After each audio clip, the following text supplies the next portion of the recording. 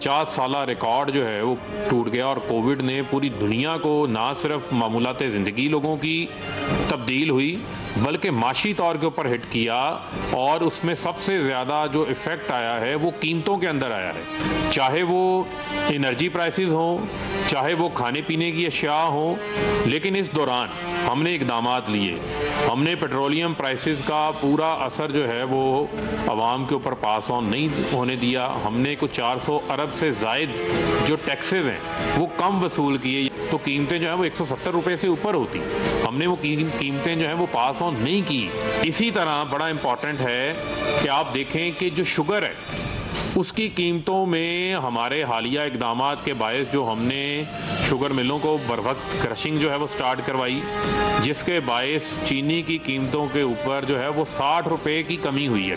Imported inflation کے علاوہ، یعنی وہ آئٹمز جو کہ ہمیں امپورٹ کرنی پڑتی ہیں اور ان کی قیمتوں میں عالمی سطح پہ اضافہ ہوا ہے، اس کے علاوہ جو ہم نے اقدامات لیے ہیں پچھلے سال سے اس سال کی نسبت ان میں بڑی واضح کمی ہے۔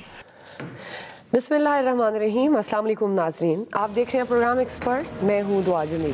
آج کے پینل کا حصہ ہوں گے ایاز خان صاحب، عامر الیاس رانا صاحب، فیصل حسین صاحب، حافظ طاہر محمود اشرفی صاحب اور محمد الیاس صاحب۔ ناظرین، مہنگائی گورنمنٹ کے لیے ایک بڑا چیلنج بن گئی ہے۔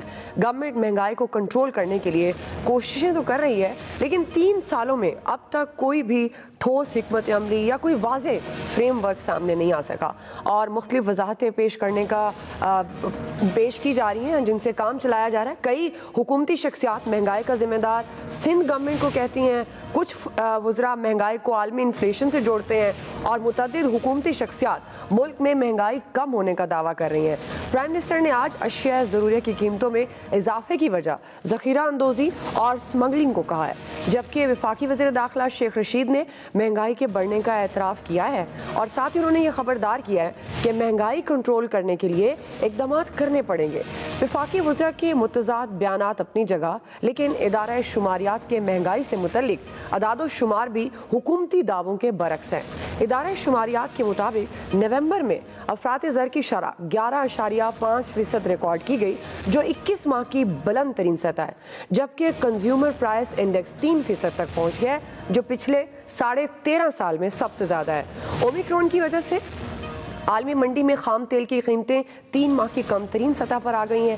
گزشتہ روز ملک میں پیٹرولیم مصنوعات کی قیمتوں میں کمی کا امکان تھا، لیکن گورنمنٹ نے پیٹرولیم لیوی اور سیلز ٹیکس کی مد میں تقریباً 6.5 روپے فی لیٹر اضافہ کر کے پیٹرولیم مصنوعات کی قیمتیں برقرار رکھی، اور عوام کو قیمتوں میں کمی پر ملنے والے ریلیف سے بھی محروم کر دیا۔ اسی مناسبت سے ایکسپرٹس کے لیے پہلا اور بڑا سوال، حافظ طاہر صاحب، میں آپ سے آغاز کر رہی ہوں، چونکہ اب یہ مہنگائی تو ہر طبقے کا مسئلہ بن چکی ہے۔ آپ کے خیال میں یہ جو وضاحتیں دی جاتی ہیں حکومت کی طرف سے، وزراء کی طرف سے، کبھی عالمی سطح پر مہنگائی کا شور ہم سنتے ہیں، اب پرائم منسٹر صاحب کہہ رہے ہیں ذخیرہ اندوزی ہے، اسمگلنگ ہے، ظاہر ہے کچھ اقدامات تو ہونے چاہیے تو جو نظر نہیں آتے۔ آپ کو لگتا ہے ان وضاحتوں سے عوام راضی ہو جائیں گے جو مہنگائی کا طوفان برداشت کر رہے ہیں؟ بسم اللہ الرحمن الرحیم، نحمدہ ونصلی ونسلم علی رسولہ الکریم۔ دیکھیے، گزارش یہ ہے کہ عوام کو صحیح صورتحال تو بتانی چاہیے، باقی کہ جب اگر آپ جینون اور ٹھیک چیز بتائیں گے تو ہمارے لوگ جو ہیں وہ بڑا شعور رکھتے ہیں، لوگوں کے بھی علم میں ہے۔ 2 چیزیں کرنے کی ضرورت ہے، جہاں آپ یہ بتائیں کہ مہنگائی کے اسباب کیا ہیں، وہاں یہ کوشش بھی ساتھ ساتھ جاری ہے اور کرنی چاہیے کہ مہنگائی کو کم کیسے کیا جائے، لوگوں پہ بوجھ کم کیسے ہو مہنگائی کا۔ تو میرا خیال ہے کہ جو وفاقی وزراء جو ہے یا حکومت کے جو نمائندے اور ترجمان اس حوالے سے بات کرتے ہیں اور بتاتے ہیں، تو یہ تو بہت اچھی اور درست بات ہے، اور لوگوں کو حقائق بتانے چاہیے اور حقائق کا علم لوگوں کو ہونا چاہیے کہ حقائق کیا ہے اور مہنگائی کیوں ہوئی ہے، مہنگائی ہونے کی وجہ کیا ہے، اور مہنگائی کم کیسے ہو سکتی ہے۔ تو باقی اس سے انکار تو نہیں کیا جا سکتا کہ مہنگائی میں اضافہ ہوا ہے، دنیا بھر میں مہنگائی ہوئی ہے، پاکستان میں بھی اس کے اثرات ہیں، اور کچھ چیزوں کے اندر کوشش کی جا رہی ہے، جیسے میں ہم پچھلے 3-4 ماہ سے ہم یہ دیکھ رہے ہیں کہ وزیر اعظم صاحب کی ساری توجہ کا فوکس یہ ہے کہ مہنگائی کم کی جائے، بوجھ کم ہو۔ تو یہ تو میں سمجھتا ہوں کہ دونوں کام کرنے کی ضرورت ہے، بتانے کی بھی ضرورت ہے اور مہنگائی کو کم کرنے کے لیے جو کوششیں ہو رہی ہیں ان کوششوں کو بھی کرنے کی بھی ضرورت ہے، اور مزید اس پر جو ہے وہ کوششیں جاری بھی رہنی چاہیے۔ صحیح ہے، لیکن حافظ صاحب وہ ظاہر ہے وزراء بتا تو رہے ہیں، سوال ہی یہی ہے کہ وہ جو بتا رہے ہیں وہ قابل قبول ہے بھی صحیح ہے نہیں، کیونکہ 3 سالوں میں کوئی واضح ٹھوس حکمت عملی نہیں دیکھی گئی۔ عامر صاحب آپ کو کیا لگتا ہے، جو حافظ طاہر صاحب بھی کہہ رہے ہیں کہ ظاہر ہے لوگوں کو صحیح حقائق بتانے چاہیے، اور حقائق یہی ہے جو اس وقت عوام فیس کر رہی ہے، یہ مہنگائی ہوگی کیونکہ عالمی سطح پر بھی مہنگائی ہے، ذخیرہ اندوزی ہے، اسمگلنگ ہے، بہت سارے ایسے اسباب ہیں۔ نہیں، یہ کس طرح کی بات ہے کہ عوام کو حقائق بتائیں؟ عوام تو روزانہ حقائق کا سامنا کرتے ہیں، یہ کابینہ کو بتانے کی ضرورت ہے۔ آپ دیکھیں نا، کل مراد سعید کہہ رہے تھے کہ جی وہ جو بجلی کا بل ہے اس میں ٹیکس زیادہ ہوتا ہے، وہاں بتا دیتے وہ لوگ جو بیٹھے ہوئے تھے نابغہ روزگار سارے اکٹھے ہوئے کہ جناب یہ ٹیکس اس لیے ہے کہ ہم نے LNG نہیں منگائی تھی ٹائم پہ، ہم نے ڈیزل پہ بجلی بنائی۔ جب لوگ چیختے ہیں، میڈیا بتاتا ہے کہ جناب آپ کی نااہلیوں سے آپ نے ٹائم پہ ٹینڈر نہیں کیے، تو پھر آپ الزام لگانے لگ جاتے ہیں۔ یہ جو اب 4 روپے 72 پیسے کا آج یا کل فیصلہ آ جائے گا کسی بھی وقت نیپرا کا، وہ اور ہمارے بلوں میں آئے گا پر یونٹ، اسی چیز کو مراد سعید رو رہے تھے۔ یہی وہ کہتے ہوئے کہ جناب جو خسارہ آ رہا ہے بجلی پہ، عمر ایوب کہہ رہے تھے دسمبر 2020 میں ختم ہو جائے گا۔ اچھا، مجھے نا ابھی فروخ حبیب بڑے اچھے بات کرتے ہیں ٹھوس گفتگو کے ساتھ، مجھے ترس آ رہا تھا ان پہ، مطلب وہ کس قسم کی ترجمانی ان کے ذمہ لگی ہے۔ وزیر داخلہ مان رہا ہے مہنگائی کی، آپ بتائیں کہ انڈیا نے 8 روپے، یہ روزانہ ان کے ٹویٹس آتے تھے نا کہ 8 انڈیا کے ساتھ برابر ہے، ہم سستا بیچ رہے ہیں وہ مہنگا بیچ رہے ہیں، انہوں نے 8 روپے پر لیٹر کم کیا ہے، یعنی پاکستان کے 16 روپے پر لیٹر کم کیا ہے۔ آپ مجھے بتائیں یہ جو 6.5 روپے 24 پیسے پیٹرول کی کمی ہونی تھی، یہ کس وجہ سے ہوئی ہے؟ جو پچھلے ہفتے شہباز گل اور باقی ٹویٹ کر رہے تھے کہ سیلز ٹیکس 0 کر دیا خان نے، ہیں جی، اور دیکھیں ہم نے پیٹرولیم پہ سیلز ٹیکس 0 کر دیا ہے اور فائدہ دے رہے ہیں۔ کل 2 روپے 24 پیسے ٹیکس بڑھایا، اچھا وہ 17% ہونا ہے ٹوٹل پرائس کا۔ ذرا اندازہ کر لیں کہ ابھی ہمارے ساتھ پیٹرولیم جتنی مرضی نیچے چلی جائے ہمارے لیے کوئی خیر کی خبر نہیں ہے۔ مطلب یہ کس قسم کی لوگوں کے ساتھ ہمارا واسطہ ہے، کس ڈھٹائی کے ساتھ یہ بات کرتے ہیں کہ جی دنیا میں بڑا ہے۔ بھائی دنیا کا آپ نے پرتعیش چیزوں میں پیمپر کو شامل کیا ہے، وہ ہر لوور مڈل کلاس بھی اپنے بچوں کے لیے وہ یوز کرتی ہے، وہ ان کو پرتعیش لگا ہے۔ یہ ہیں اس حکومت کی ترجیحات۔ کیبنٹ میں بیٹھ کے جس دن طے ہوا کہ جی IMF کا معاہدہ ہو گیا ہے اور ہم 200 ارب روپے کا PSDP کم کریں گے، تو وہاں وزیر پوچھ رہے تھے ہمارے ڈیولپمنٹ کے جو منصوبے ہیں وہ تو نہیں ختم ہوں گے؟ انہوں نے کہا جناب ہوں گے، وہ صرف جو دوسروں کے ساتھ سودا کر کے لے رہے ہیں نا، کام ملا کے پیسوں کے ساتھ PPP موڈ میں، وہ چلیں گے، باقی فارغ۔ کیونکہ 200 بلین کا PSDP دیا تھا، اوریجنلی تو وہ تھا ہی آدھا، اس میں سے اوریجنل 200 کٹ گیا۔ اب یہ اینڈ پہ ہم بتائیں گے اور پوچھیں گے کہ جی آپ کے پاس تھا کیا اور آپ کیا بیچ رہے تھے۔ یہ مطلب کس قسم کے ہمارے ساتھ داؤ پیچ کھیلنے کے لیے یہ سارے کے سارے وزراء آتے ہیں۔ کابینہ میں بات کچھ اور ہوتی ہے۔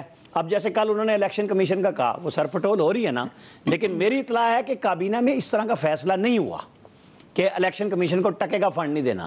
لیکن فواد صاحب کو ایک وزیر آج بتا رہے تھے کہ جی فواد چودھری تو معافی مانگ لے گا الیکشن کمیشن میں، ہمیں تو یہ عادت نہیں ہے معافی مانگنے کی، اس لیے ہم جھوٹ نہیں بولیں گے، کیونکہ یہ تو یہی بتائے گا۔ پہلے بھی اس نے کہا تھا الیکشن کمیشن سیاست میں آ جائیں، ہم دیکھ لیں گے، اور اس کے بعد جا کے معافی مانگ لی اور کیبنٹ کے بہاف پہ مانگ لی کہ جی میں تو اور لوگوں کے کہتا ہوں۔ مطلب اگر الیکشن کمیشن نوٹس دے دے نا، اس معافی کو قبول نہ کرے، کہ کیبنٹ آگے بیان کرے آپ نے کہا تھا کہ یہ صاحب آپ کے کہنے پہ بولتے تھے۔ ان کی ترجیحات ہیں ہی کوئی نہیں۔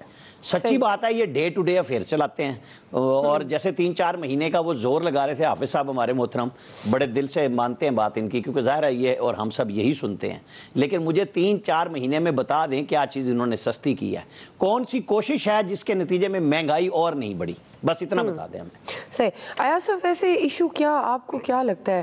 ظاہر ہے یہ وضاحتیں کتنی قابل قبول ہو سکتی ہیں، آپ کو کیا لگتا ہے ترجیحات کا ایشو ہے، کیپیسٹی کا معاملہ ہے، ڈیسیژن پار نہیں ہے اس گورنمنٹ میں؟ 3 سال بہت ہوتے ہیں، اب کتنا کس پر ڈالیں گے؟ لوگ تو پس رہے ہیں۔ پہلے تو آپ کو سوال ریفریز کرنا چاہیے کہ کیا حکومتی وضاحتیں لوگوں کا پیٹ بھر دیں گے؟ بالکل قابل قبول تو کیا ہونا ہے انہوں نے، اور پرائم منسٹر صاحب کا فوکس 4 مہینے سے اس پہ ہے، اور 4 مہینے میں انفلیشن جتنی بڑی ہے اس سے آپ اندازہ کر لیں کہ فوکس ہٹانے کی ضرورت ہے۔ فوکس کرنے کی ضرورت نہیں ہے پرائم منسٹر صاحب کو، کہ اگر ان کا فوکس ہے تو یہ حالات ہیں، فوکس نہ ہوتا تو شاید قیمتیں کم ہو جاتی یا بہت زیادہ بڑھ جاتی ہیں. اب دونوں چیزیں ہو سکتی ہیں. پہلی گورنمنٹ میں نے دیکھی ہے جو سوال پوچھ رہی ہوتی ہے، اس کے پاس جواب نہیں ہوتا آپ کا، مطلب وہ وزیر آپ کو جواب نہیں دے رہا ہوتا کلیئر کٹ کہ جی ہاں اس طرح اور یا یہ کر دیں گے. وہ مطالبے کر رہے ہوتے ہیں، وزیر بھی مطالبے کر رہے ہوتے ہیں جی مہنگائی کم ہونی چاہیے. تو یہ کیا گورنمنٹ ہے؟ کیا ریٹ ہے آپ کی؟ کیا گورننس ہے آپ کی کہ آپ سوال پوچھتے ہیں؟ آپ کو تو جواب دینے کے لیے رکھا ہوا ہے وہاں. اور یہ بالکل ٹھیک ہے، فاروق حبیب بڑے اچھے دوست ہیں ہمارے، لیکن بدقسمتی سے وہ لائن کی اس طرف ہیں اور ترجمانی انہیں کرنی پڑتی ہے جو مرضی ہو جائے. اور پیٹرول کیوں سستا کریں جی وہ آپ کے لیے؟ اور کمپیریزن بھی دیکھیں نا، وہ انہوں نے کرنا چھوڑ دیا انڈیا کے ساتھ، کیونکہ انہوں نے پہلے بھی کم کیا تھا، کچھ ریاستوں میں ان کے الیکشنز ہونے والے تھے، اور اب تو ظاہر انٹرنیشنل مارکیٹ میں ہوا ہے. اصل رولا دیکھیں یہ ہوتا ہے کہ جب لوگ بات کب مانتے ہیں آپ کی، اور یا آپ کی وضاحت قابل قبول کب ہوتی ہے. ایک بات آپ کرتے ہیں انٹرنیشنل مارکیٹ میں پیٹرول مہنگا ہوا ہمیں کرنا پڑا، مطلب طے کر دینا جی جب بھی مہنگا ہوگا ہمیں کرنا پڑے گا. لوگوں کو سمجھ آ جائے گی کہ جی گورنمنٹ کچھ نہیں کر سکتی اس میں. لیکن گورنمنٹ جب یہ کہتی ہے کہ جی انٹرنیشنل مارکیٹ میں مہنگا ہوا تھا ہم نے کر دیا، جب سستا ہوا ہے آپ نے نہیں کیا، اچھا چلیں 4 روپے تو آپ نے وہ اس پہ ٹیکس لگانا تھا، لیوی لینی تھی، وہ 2.5 روپے ہی کم کر دیتے. لوگوں کو کچھ تو سمجھ آتی کہ یار چلیں یہ مجبوری تھی آئی ایم ایف کے ساتھ، چونکہ معاہدہ کر بیٹھے ہیں، یہ ہاتھ کاٹ کے انہوں نے دے دی ہیں، اپنے نہیں ہمارے ہاتھ کاٹ کے دے دی ہیں انہوں نے، تو چلیں 2.5 روپے انہوں نے سستا کر دیا، گورنمنٹ کی گنجائش میں تھا انہوں نے کر دیا. پھر بھی لوگ سمجھ جاتے کہ یار واقعی فوکس بھی ہے اور یہ لوگوں پہ بوجھ کم سے کم ڈالنا چاہتے ہیں. لیکن اس فوکس کو میں کیا کروں گا؟ عام آدمی کیا کرے گا اس فوکس کو جب مہنگائی بڑھتی جائے گی؟ ایک چینی کم ہو گئی ہے اور وہ فواد چودھری صاحب کہہ رہے تھے کہ جی دیکھیں وہ میڈیا نہیں دکھاتا 85 سے 90 روپے فروخت ہو رہی ہے چینی، اور جب مہنگی ہوئی تھی میڈیا پوری دکھا رہا تھا. ان کو ایک چیز سمجھنے کی ضرورت ہے، لوگوں کو میڈیا کیا دکھاتا ہے؟ جب لوگوں کو تکلیف ہوتی ہے تو ظاہر ہے لوگ میڈیا کی طرف دیکھ رہے ہوتے ہیں کہ بھئی آپ لوگ کیا کر رہے ہیں، یہ ہماری تکلیفیں دکھائیں آپ، تاکہ شاید حکمرانوں تک یہ بات پہنچ جائے اور وہ کچھ ایکشن لے لیں. لیکن یقین کریں یہ تاریخ کی پہلی گورنمنٹ ہے جس سے کوئی فرق نہیں پڑتا لوگوں کے کیا ساتھ کیا ہو رہا ہے. آپ معاہدے آئی ایم ایف سے جو وزیر یا مشیر آپ کو مبارک دے کہ آپ مبارک ہو آئی ایم ایف سے ہمارا معاہدہ ہو گیا ہے اور اتنے ہم نے ٹیکس لگانے ہیں اور یہ منی بجٹ آئے گا یا جو بھی ہونا ہے، ان سے آپ کیا توقع کر سکتی ہیں؟ بس وضاحتیں یہ کرتے رہیں گے، آپ قبول کرتی رہیں، مہربانی ہے آپ کی. ٹھیک ہے، اس کے علاوہ ہمارے پاس کوئی آپشن نہیں ہے. جی فیصل صاحب آپ کو کیا لگتا ہے مہنگائی کی کیا وجہ ہے؟ یہ جو وزراء کہتے ہیں، پرائم منسٹر صاحب کہتے ہیں، اس پہ یقین کر لیں اور خاموش ہو جائیں؟ دیکھیں بہت ساری وجوہات ہیں، حکومت کی نااہلی بھی ہے اور کچھ عالمی مسائل بھی ہیں. پوری دنیا میں جو ہے نا وہ مہنگائی بڑھ رہی ہے. اچھا ہمارے مہنگائی زیادہ کیوں بڑھ رہی ہے اور زیادہ کیوں محسوس ہو رہی ہے؟ اس کی سب سے بڑی وجہ یہ ہے کہ ہمارے آمدنی نہیں بڑھ رہی لوگوں کی. اچھا پاکستان میں بجلی مہنگی ہو رہی ہے، آپ کی جو ہے گیس نہیں ہے، آپ کا جو ہے پیٹرول جو ہے وہ مہنگا ہو رہا ہے، آپ کا جو روپیہ ہے وہ گر رہا ہے. آپ تو ایک ٹریڈنگ کنٹری ہے، سب چیزیں آپ باہر سے لاتے ہیں. اچھا امپورٹ آپ کی دن بدن مہنگی سے مہنگی ہوتی چلی جا رہی ہے. یہ سب چیزیں ملنے کی وجہ سے جو ہے نا اس کے اثرات آ رہے ہیں. اچھا جی جو فواد چودھری صاحب کہتے ہیں نا کہ پیپلز پارٹی ایک بہت بڑی وجہ ہے، مکمل طور پہ نہیں لیکن جزوی طور پہ ان کی بات درست ہے. یعنی کہ انڈے کا ایشو ہے یا دودھ کو ریگولیٹ کرنا ہے، سبزیوں کو ریگولیٹ کرنا ہے، اس میں تو ایسا لگتا ہے کہ کوئی تصور ہی نہیں ہے، کوئی کانسیپٹ ہی نہیں ہے، کوئی ادارہ ہی نہیں ہے. جو یہ مافیاز آ گئی ہیں ان کو کیسے جو ہے آپ نے کنٹرول کرنا ہے. اچھا ایک اور بھی بہت خطرناک ایشو ہے جو ہے نا وہ طبقاتی تفریق ہے نا وہ بہت زیادہ بڑھ رہی ہے. کیا وجہ ہے کہ آج جو بڑے شہر ہیں ان میں مٹھائیوں کی نئی نئی دکانیں کھلتی جا رہی ہیں. کیا مٹھائی کھائے بغیر زندہ نہیں رہ سکتے؟ کیک کی نئی نئی دکانیں کھلتی چلی جا رہی ہیں. گاڑیاں جو ہے وہ وقت پہ جو ہے ڈیلیوری نہیں کر پا رہی، گاڑیوں کی مانگ میں اضافہ ہو رہا ہے. یہ بھی زمینی حقائق ہے نا. تو ایک طبقہ تو ایسا ہے جس کو پتہ ہی نہیں کہ مہنگائی کس بلا کا نام ہے، کس جو ہے وہ جن کا نام ہے. ایک طبقہ ایسا ہے کہ جو ایک وقت کا کھانا کھاتا ہے دوسرے وقت کی اس کو فکر ہو جاتی ہے. ایک طبقہ ایسا بھی ہمارے یہاں ان کی دولت کا اندازہ لگائے کہ ان کو پیمپر جو ہے لگژری آئٹم ہی نہیں لگتا. یعنی یہ پیمپر ہی لگتا ہی نہیں لگژری آئٹم ہے. تو یہ سب معاشرے کی طبقاتی جو تفریق ہے یہ اتنا اس میں اضافہ ہو گیا ہے, یہ بہت خطرناک صورتحال ہے. تو یہ ایک آدمی کے لیے جو ہے بہت زیادہ مہنگائی ہے, اور جس ملک میں ہم رہتے ہیں وہاں ایک ایسا بھی طبقہ رہتا ہے اس کے لیے مہنگائی نہیں ہے. آج اس کو یہ نہیں پتا کہ جو ایک وقت میں جا کے وہ بریگیڈیئر صاحب نے اس دن بات کی, ہم مسیح مذاق ہو گیا لیکن زمینی حقیقت ہے. آپ کسی 5 اسٹار ہوٹل میں چلے جائیں, آپ کو وہاں پہ جو ہے 2 گھنٹے کی ویٹنگ ملے گی. ایک جو ہوٹل بنے اچھے ریسٹورنٹ میں 2 گھنٹے کی جو ہے آپ کو ویٹنگ ملتی ہے. تو یہ بھی یہ جو طبقاتی تفریق ہے یہ بھی ایک اچھا سائن نہیں ہوتا معاشرے کے لیے کہ ایک آدمی کے جو ہے صرف اس کراچی میں ایک اگر یہ مہنگائی ایسے رہی ہے تو پھر تفریق بڑھتی جائے گی, مڈل کلاس بھی پنجاب میں کیا پیپلز پارٹی مہنگائی کرا رہی ہے, کے پی میں کیا پیپلز پارٹی مہنگائی کرا رہی ہے جہاں وزیر بھی بول رہے ہیں. صرف پیپلز پارٹی کہاں سے آ گئی بھائی؟ تو میں نے پیپلز پی ٹی آئی بھی بیٹھی ہے. میں نے پیپلز پارٹی ایک تو ہمارے بھائی جذباتی اتنے ہیں نا, میں بہت پریشان ہوں ان کے جذبات سے. ان کے جذبات سے نہیں کو سب زیادہ کراچی سے باہر بھی نکلو نا یار, نیشنل لیول پہ بات ہو رہی ہے. ارے بھائی آپ نکلنے تو دو گے تو میں نکلوں گا نا. آپ میری پوری بات تو سنتے. اس شہر میں 3 نوجوانوں نے 1 ہفتے کے دوران بے روزگاری اور غربت سے تنگ آ کے جو ہے خودکشیاں کی ہیں. یہ نوجوان آج خودکشیاں کر رہے ہیں, کل کو یہی نوجوان ہے خودکش بمبار بن جائیں تو پھر کیا ہوگا؟ یہ طبقاتی تفریق ہے نا, یہ بہت خطرناک جگہ پہ جا رہی ہے. کوئی پوچھنے والا نہیں ہے, کوئی مثلا کسی کو اس بات کا احساس ہی نہیں ہے. خودکشیاں کر رہے ہیں تو کرنے دو, چاہے بے روزگاری کی وجہ سے کر رہا ہے, غربت کی وجہ سے کر رہا ہے, فاقے کی وجہ سے کر رہا ہے, بہن کی شادی نہیں کر پا رہا ہے اس وجہ سے کر رہا ہے, کوئی فرق نہیں پڑتا. لیکن یہ اچھی علامتیں نہیں آ رہی. 1 ہفتے میں 3 نوجوانوں نے خودکشیاں کر لی ہیں, اور ایک لڑکا اس میں ایسا جس نے کل جو ہے وہ بہت ہی ایک عالی شان قسم کے جو ہے 5 اسٹار شاپنگ سینٹر چھلانگ لگائی, BSc آنرز ہے 1st ڈویژن, اس نے کل خودکشی کی ہے. یہ معاشرے کے نوجوان اگر یعنی کہ آپ اس کی ڈپریشن کا اور انگزائٹی کا عالم دیکھیں کہ لوگ نوجوانوں نے خودکشیاں کرنا شروع کر دی ہیں فاقے سے تنگ آ کے. جی الیاس صاحب, اور لوگوں کو جو ہے وہ اپنا مسخرہ پن سوچ رہا ہے. الیاس صاحب نہیں, مہنگائی کے جو صورتحال ہے گورنمنٹ نے خود اس کو نا اس کی جو وضاحت جو کرتی ہے اب تو وہ محسوس نہیں کرتے. اگر محسوس کرتے ہوتا ہے تو وہ کچھ اقدامات کرتے. آپ دیکھ لیں مارکیٹ میں کوئی چیزوں کی قیمتیں کنٹرول نہیں ہوئی. اب دیکھیں مارکیٹ میں جتنی مرضی بھی شاپنگ مال والے جتنی مرضی قیمت پہ بھیجیں, امپورٹڈ چیزوں کی تو کوئی ریگولیشن ہے ہی نہیں ہے کہ ان کو کنٹرول کیا جائے. ان کی قیمتیں ڈبل ہو گئی ہیں, اور جو چیزیں ادھر کیونکہ نہیں ہوتی تو باہر سے امپورٹ کرنی پڑتی ہیں. اب دیکھ لیں آٹا بھی 3 قسم کا مارکیٹ میں فروغ ہے, ایک بالکل ہی لو کیٹیگری کا, پھر اس سے اچھی کیٹیگری کا, پھر اس سے اچھی کیٹیگری. وہی طبقاتی تقسیم ہے. جو غریب لوگ ہیں جو نہیں, جن کی آمدن بہت کم ہے, تو وہ بہت ہی لو کیٹیگری کا لے کے جاتے ہیں. تو یہ اسی طرح چینی کا بھی کیٹیگری ہے, تمام چیزوں کی کیٹیگری ہے. تو اس طرح لوگ تو زیادہ تر جو کم آمدنی والے وہ تو ادھاروں میں پھنس گئے ہیں, ادھار لیتے ہیں, گھر کا راشن بھی ادھار لیتے ہیں, 1 مہینہ نیچے لگے ہوئے ہیں, بجلی کا بل بھی ادھار لے کے ادا کرتے ہیں. تو یہ اسی طرح صورتحال ہے. گورنمنٹ کو کچھ نہیں ہے اس پر, گورنمنٹ کی طرف سے یعنی کہ کیا اقدامات جی سپلائی بڑھا دی, یہ کر دیا. دنیا بھر میں ہے, لیکن دنیا بھر میں اقدامات بھی کیے جا رہے ہیں, ان کو سپورٹ کیا جا رہا ہے لوگوں کو. ہمارے ہاں ایسا نہیں ہے. ہمارے ہاں صرف ایک پیغام آتا ہے کہ جی یہ ایک اعلان کر دیا جاتا ہے جی اتنے ارب روپے لوگوں میں تقسیم کر دیے. کدھر کی تقسیم کی گئی؟ صرف چند ایک لوگوں کو نمائش کے لیے کیا جاتا ہے, باقی تو سارا اسی طرح دیکھیں لوگ پٹ رہے ہیں اور مہنگائی بڑھتی جا رہی ہے.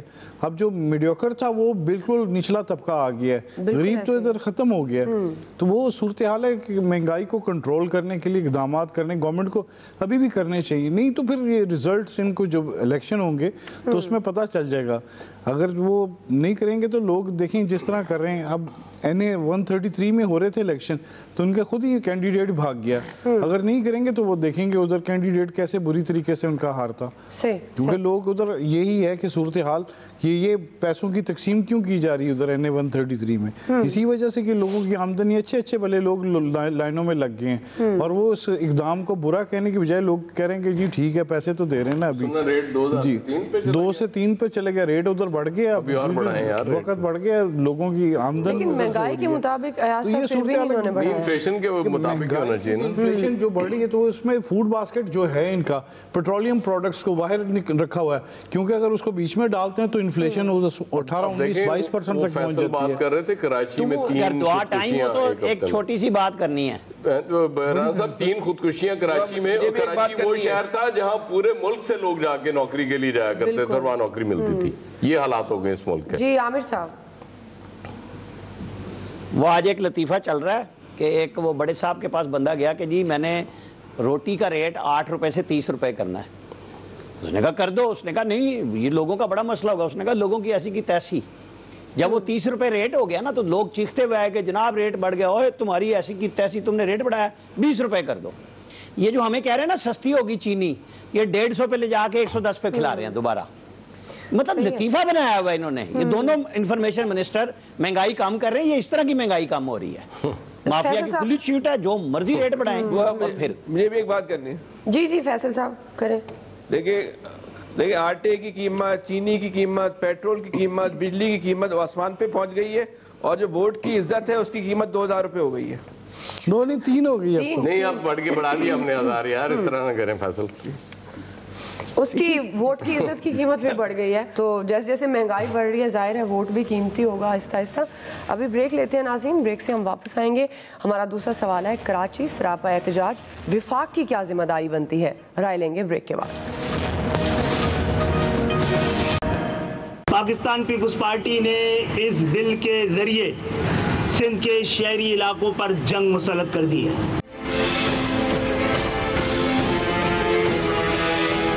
اس بل کو ہم یکسر عوام دشمن سمجھتے ہیں اور جمہوریت کے نام پر یہ ایک بہت بڑا کالا داغ ہے. اگر یہ بل ایکٹ بن گیا اور ایکٹ بن کر یہ لاگو ہو گیا, پھر ایک ایسا طوفان برپا ہوگا اس شہر کراچی سے, محرومیوں کا, زیادتیوں کا, جو کہ آلریڈی موجود ہے, لوگ خودکشیاں کر رہے ہیں, کہ پھر اس ملک کی نیشنل سیکیورٹی خطرے میں پڑ جائے گی. ہماری فوج نے, ہماری لا انفورسمنٹ ایجنسیز نے بہت قربانیاں دے کر امن قائم کیا ہے. یہ دوبارہ اس شہر کو بدامنی میں دھکیلنا چاہتا ہے. ناظرین, سندھ خاص طور پر کراچی کے مسائل ہر گزرتے دن کے ساتھ بڑھ رہے ہیں اور احتجاج کی نئی لہر شروع ہو گئی ہے. سندھ لوکل گورنمنٹ بل پر تنازع شدت اختیار کر گیا ہے. ایم کیو ایم پاکستان نے لوکل گورنمنٹ بل کو مسترد کرتے ہوئے سپریم کورٹ سے نوٹس لینے کا مطالبہ کیا ہے اور سڑکوں پر نکلنے کا اعلان بھی کر دیا ہے. پی ایس پی کے سربراہ مصطفیٰ کمال لوکل گورنمنٹ بل کے خلاف سندھ ہائی کورٹ پہنچ گئے. جماعت اسلامی نے متنازع بل پر آج کراچی کے 7 مقامات پر دھرنا دیا اور احتجاج بھی کیا ہے. بلدیاتی ملازمین کی ہڑتال 3 دن سے جاری ہے, جس کے باعث شہر میں گندگی کے انبار لگ گئے ہیں. غیر قانونی تعمیرات کے خلاف آپریشن بھی جاری ہے. سینکڑوں خاندان بے گھر ہو چکے ہیں, جبکہ ینگ نرسز نے بھی مطالبات تسلیم نہ ہونے پر ایک بار پھر سڑکوں پر آنے کا اعلان کر دیا ہے. کراچی پاکستان کو 70% ریونیو دیتا ہے, لیکن مرکزی حکومت شہر قائد کے مسائل حل کرنے کی بجائے تماشائی کا کردار ادا کرتی دکھائی دیتی ہے.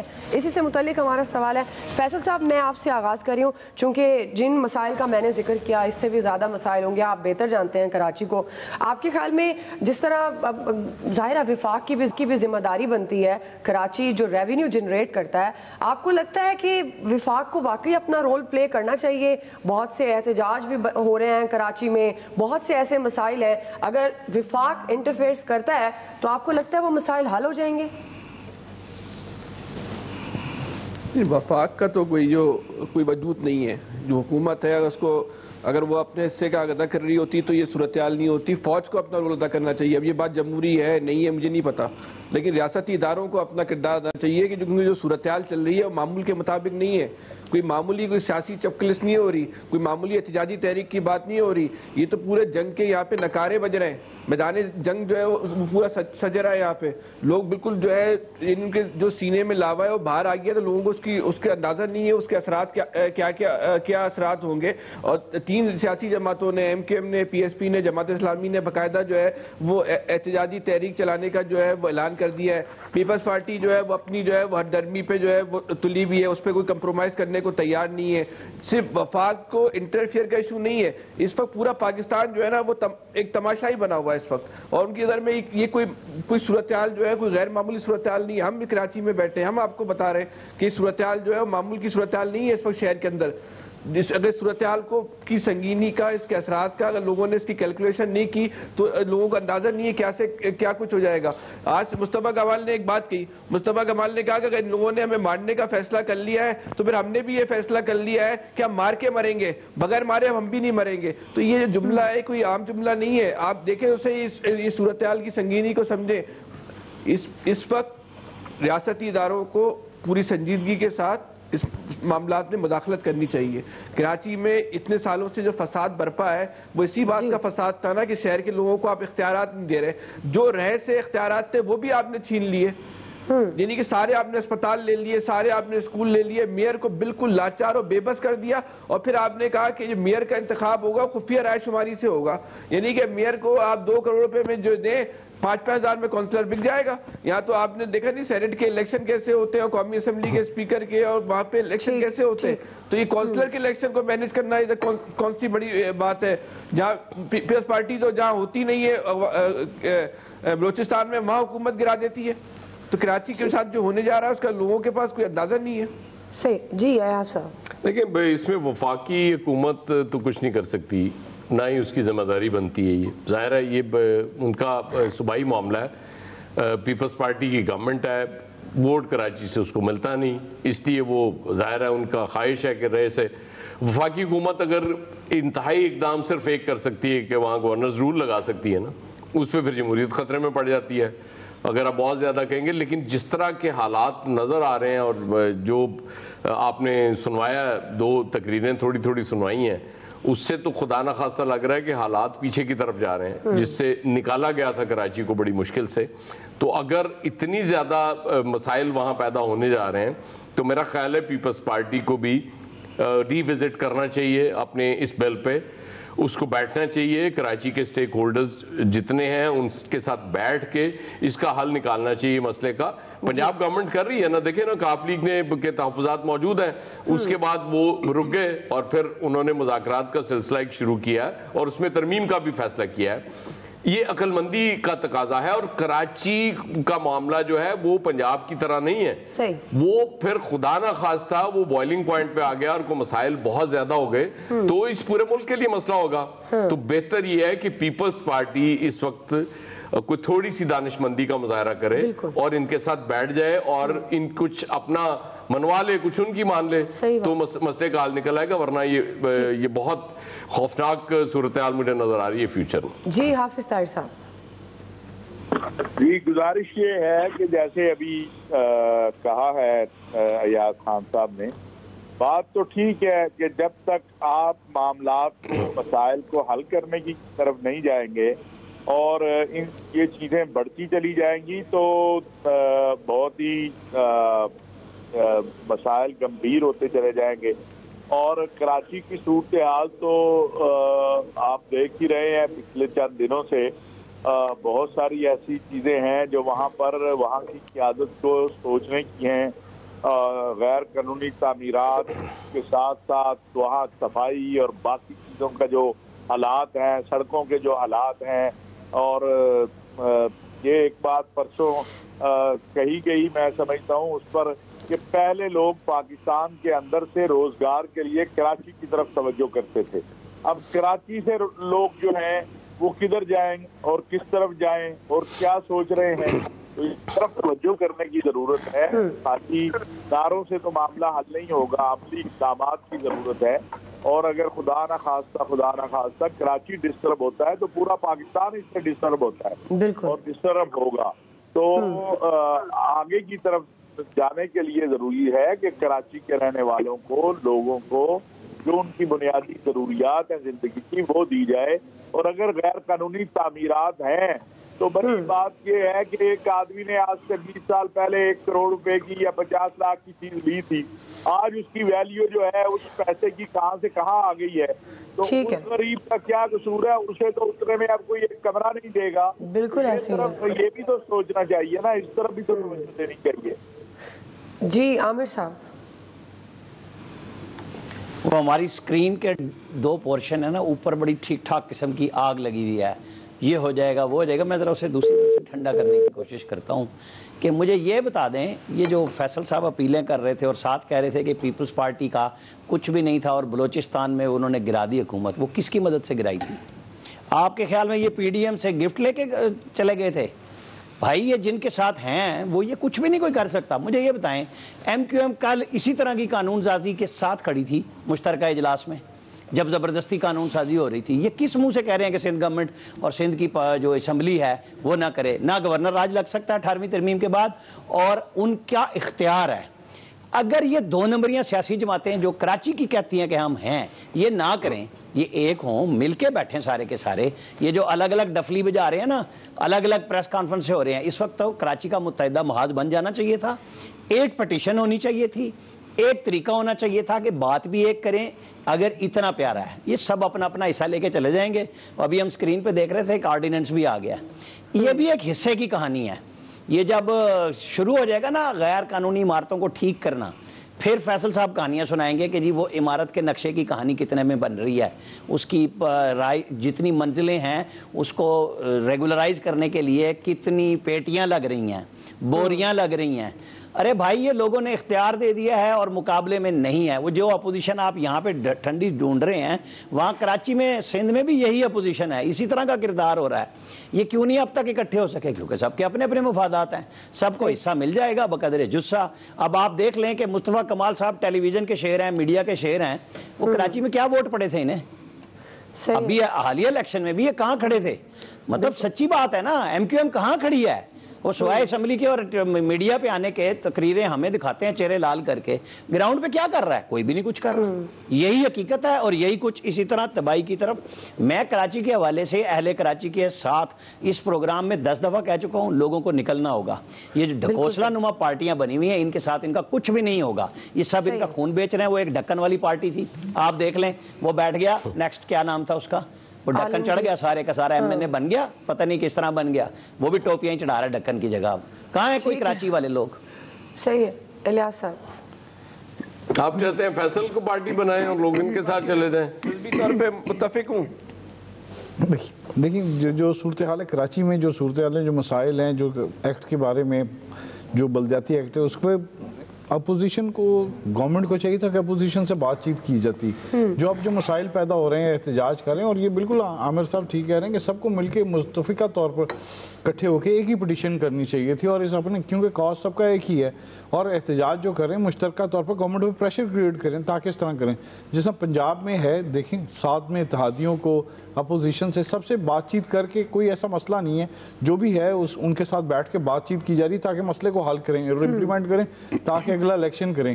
لیکن الیکشن کی تاریخ کا اعلان کیا جائے. تو یہ جو صورتحال ہے سندھ میں, یہ مسئلہ بڑھتا جا رہا ہے کیونکہ اب دوسرا بھی ایک مسئلہ ہے غیر قانونی تعمیرات اور اس طرح جو ایشوز چل رہے ہیں. اور اس کے علاوہ جو مسائل جو چل رہے ہیں, سب سے بڑا مسئلہ مہنگائی ہے. لیکن اس کے ساتھ جو یہ مسئلے ہو جاتے ہیں اس پر لوگوں میں جو بے چینی ہے, لوگوں میں جو احتجاج وغیرہ اس طرح وہ بڑھتا چلا جاتا ہے.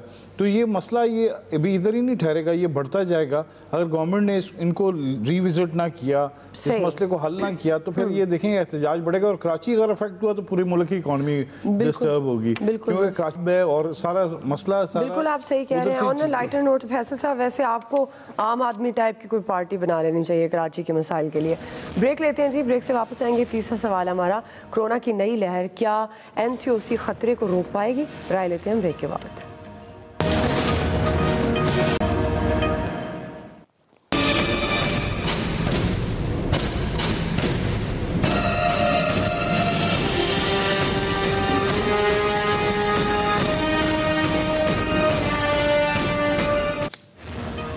ناظرین, کورونا کا نیا ویریئنٹ اومیکرون دنیا بھر میں تیزی سے پھیلنے لگا ہے. افریقہ اور یورپ کے متعدد ملکوں کے بعد اب یہ ویریئنٹ مشرق وسطیٰ میں بھی پہنچ گیا. سعودی عرب میں کیسز سامنے آنا شروع ہو گئے ہیں. پاکستان نے بھی اومیکرون کے پھیلاؤ کے پیش نظر کئی اہم فیصلے کیے ہیں. NCOC نے ویکسینیشن کے حوالے زیرو ٹالرنس پالیسی اپنانے کا اعلان کرتے ہوئے 3 کیٹیگری میں بوسٹر ڈوزز لگانے کی منظوری دے دی ہے, اور ویکسین نہ لگوانے والوں کو موقع پر ویکسین لگانے کی مہم بھی شروع کر دی ہے. اسی حوالے سے ہمارا سوال ہے, الیاس صاحب میں آپ سے آغاز کر رہی ہوں. آپ کے خیال میں کورونا کی نئی لہر کا جو خدشہ ہے, NCOC اس خطرے کو روک پائے گی؟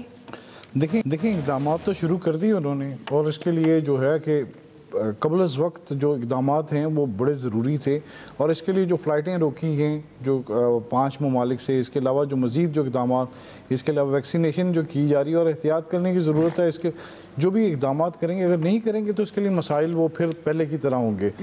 پہلے ہم نے بر وقت فیصلہ نہیں کیا تھا، اب آپ دیکھیں گے ویکسینیشن بھی جو کی تھی وہ بہت لیٹ کی تھی، سٹارٹ کی تھی، منگوائی بھی امپورٹ بھی انہوں نے لیٹ کی تھی، انتظار کرتے رہے کہ امدادی سرگرمیاں جب شروع ہوں گی دنیا بھر میں تو تب ہی شروع کریں گے۔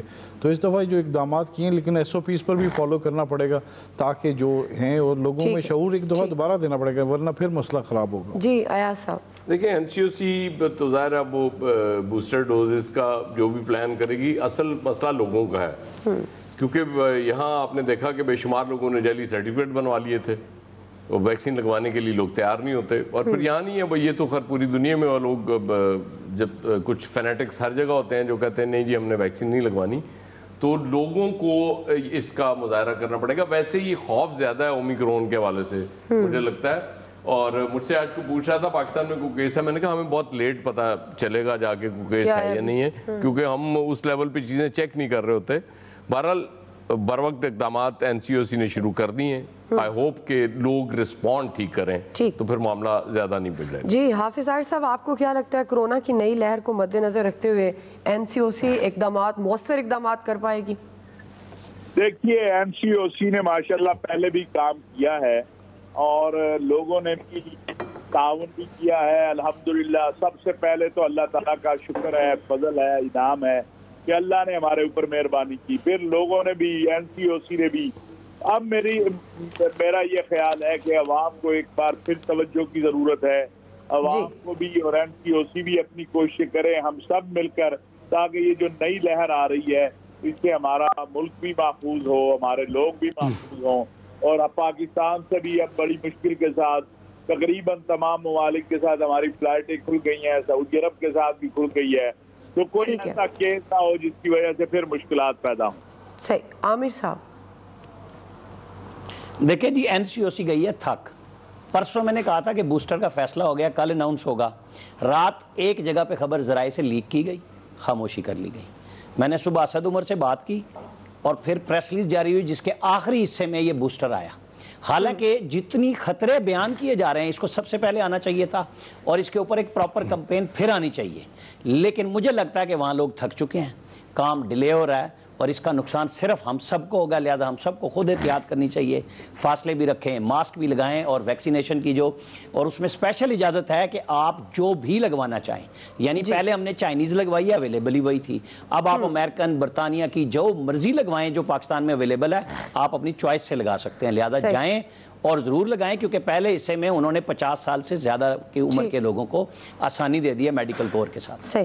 جی فیصل صاحب، ویسے سائنسی نقطہ نظر سے یہ اومیکرون کیا سین ہے اس کا؟ مذاق سائنس کا نہیں مذاق نہیں ہے، سیریسلی میں چاہتی ہوں پتہ چلے۔ بتا نہیں، آپ کا نہیں کہہ رہا ہے، پوری دنیا اڑا رہی ہے سائنس کا مذاق۔ جتنی سائنس اس وقت ڈپریشن میں، انگزائٹی میں، اس سے پہلے شاید کبھی نہیں ہوگی۔ کبھی آپ نے سنا کہ چیچک کی یا خسرہ کی یا دیگر اور جو وائرس ہے اس کی کبھی بوسٹر ڈوز لگی ہو؟ کوئی ایک سنگل مثال اپنی زندگی میں آپ نے سنی کبھی؟ چلیں معذرت کے ساتھ وقت ختم ہو گیا ہے، انشاءاللہ آئندہ پروگرام میں ہم اس کو ضرور ڈسکس کریں گے۔ آج کے ایکسپرٹ سے اتنا ہی، خیال رکھیں، اللہ حافظ۔